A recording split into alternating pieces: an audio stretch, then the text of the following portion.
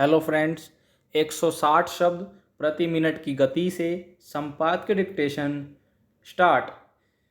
भारत के सबसे छोटे टापू क्षेत्र लक्षद्वीप में आजकल राजनैतिक तूफान आया हुआ है। केंद्र प्रशासित इस क्षेत्र की आबादी 65,000 है, परंतु लक्षद्वीप 36 विभिन्न टापुओं का समूह है, जिसमें से केवल 10 में ही आबादी है। इस टापू की यात्रा पर मैं जा चुका हूँ, जहाँ मैंने देखा था कि 99% मुस्लिम आबादी वाले इस इलाके के लोग किस प्रकार अपनी पहली पहचान भारतीय के रूप में देखते हैं और अपने देश पर मर मिटने के जज्बे से लबरेज रहते हैं। इसकी एक खास वजह है कि 1947 में जब भारत पाकिस्तान का विभाजन हुआ तो इसकी मुस्लिम बहुल आबादी को देखते हुए मोहम्मद अली जिन्ना ने इसे पाकिस्तान में मिलाने की योजना बनाई, मगर 15 अगस्त 1947 को देश के गृह मंत्री सरदार वल्लभ भाई पटेल ने इस द्वीप पर भारतीय नौसेना का एक पोत भेज दिया, जिस पर तिरंगा लहरा रहा था। इस तिरंगे को देखकर लक्षद्वीप के लोगों में हर्ष का ज्वार फूट पड़ा और उन्होंने भारतीय नौसैनिकों के स्वागत में पलक पावड़े बिछा दिए। मगर जिन्ना चुप बैठने वालों में नहीं था। उसने भी पाकिस्तानी नौसेना का एक जहाज लक्षद्वीप भेजा, मगर इस जहाज ने जब देखा कि भारतीय जहाज पहले ही वहां पहुंच चुका है तो वह चुपचाप वापस हो लिया। इसकी वजह यह थी कि अंग्रेज स्वयं चाहते थे कि लक्षद्वीप व अंडमान द्वीप समूह जैसे समुद्री टापू वाले क्षेत्र आज़ादी के बाद उनके प्रत्यक्ष या परोक्ष नियंत्रण में रहे।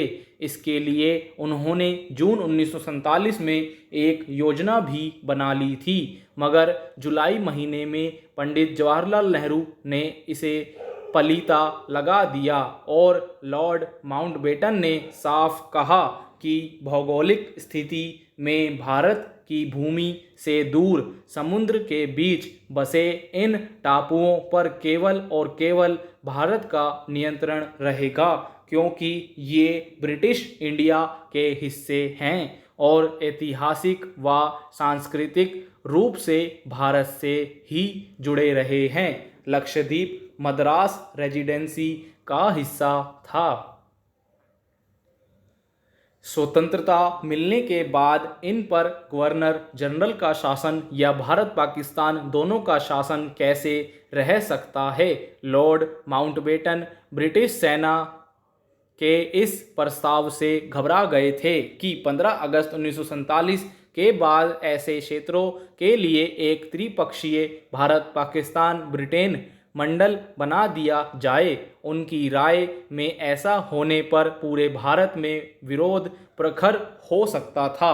अतः जब जुलाई 1947 में पंडित नेहरू ने इस मुद्दे पर धुंधलका छाटा तो अंग्रेजों ने अपना प्रस्ताव वापस ले लिया। हद तो यह थी कि अंडमान द्वीप समूह पर ऑस्ट्रेलिया भी अंग्रेजों के साथ मिलकर ऐसी व्यवस्था चाहता था जिससे ब्रिटेन व उसकी नौसेना व वायुसेना को सुरक्षित रास्ते मिल सकें। मगर 15 अगस्त 1947 को सरदार पटेल ने लक्षद्वीप पर तिरंगा फहराकर साफ कर दिया था कि अंग्रेज पाकिस्तान के साथ मिली भगत करके भी भारतीय संप्रभुता को ललकार नहीं सकते हैं। आजकल इसी लक्षद्वीप में इसके प्रशासक प्रफुल्ल खोड़ा पटेल ने अपने कारनामों से चौतरफा विरोध का माहौल बनाया हुआ है।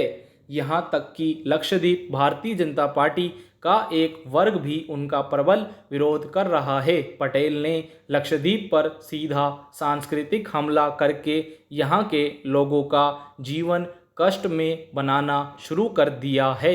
उनसे कहा जा रहा है कि वे अपने पारंपरिक मकानों की जगह आधुनिक मकान बनाएं। विकास के नाम पर उनकी ज़मीनें अधिग्रहित करने के लिए कानून बना दिया गया है और उनके खान पान के तरीकों को बदलने के प्रयास किए जा रहे हैं। स्कूलों में मिड डे मील में केवल शाकाहारी भोजन ही देने का नियम बना दिया गया है और शुरू से लागू शराबबंदी को कुछ द्वीपों में खोल दिया गया है तथा सामाजिक अपराध रोकने के नाम पर गुंडा एक्ट को लागू कर दिया गया है, जबकि इस द्वीप समूह में अपराध लगभग शून्य है। पूरे भारत में यदि कहीं सबसे कम अपराध हैं तो वह लक्षद्वीप में ही है। स्टॉप फ्रेंड्स, इसका पीडीएफ का लिंक आपको नीचे डिस्क्रिप्शन बॉक्स में मिल जाएगा। आप हमारे व्हाट्सएप ग्रुप और टेलीग्राम ग्रुप से जुड़कर भी वीडियो के डेली लिंक और पीडीएफ फाइल पा सकते हैं। अगर आपने हमारा चैनल अभी तक सब्सक्राइब नहीं करा है तो चैनल सब्सक्राइब कर लें और बेल आइकन प्रेस कर लें ताकि आने वाले वीडियो के नोटिफिकेशन आपको सबसे पहले अपने फ़ोन पर मिल सकें। धन्यवाद, मिलते हैं अगली वीडियो में।